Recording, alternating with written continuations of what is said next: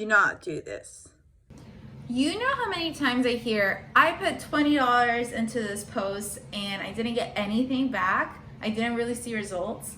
I hear this all the time and people lose faith in Facebook ads. But there's a huge difference between boosting a post and doing a Facebook ad.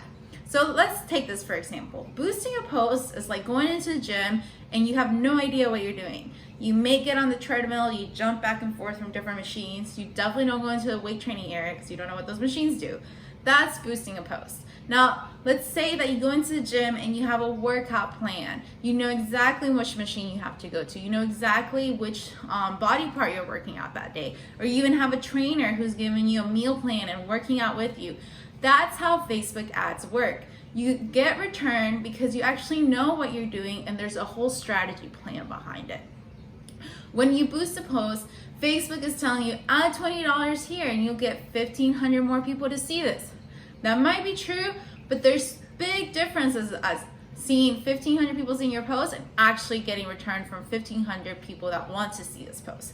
So there's big differences. There's three big differences I want to talk to you guys about today. The first one is that when you boost a post, you don't get that many objective options. You might get website visits and engagement. But when you go into Facebook Ads Manager, you get 10 objective options. You can do conversions, you can do reach, you can do video views, you can do lead generation ads. You can even do catalog sales if you're an e-commerce website with a catalog.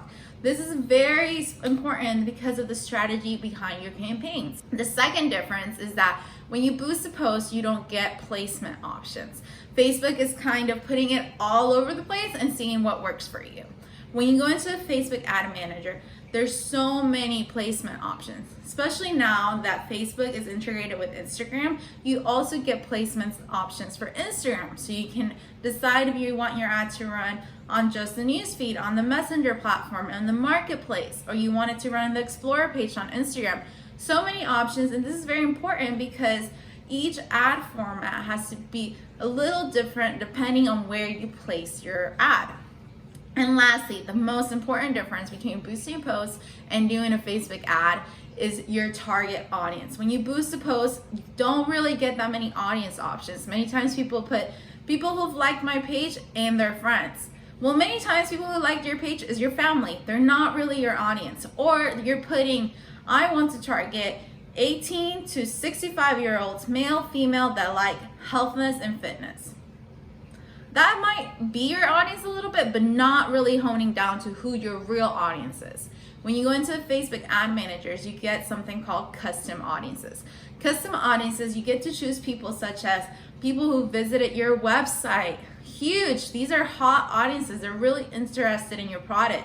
So you can choose people who visited your website in 5 days, 30 days, in the last year. You can also choose a email list. So if you have an email list of past clients or prospects, you can upload those onto Facebook Ad Manager and definitely hone down those ads to them.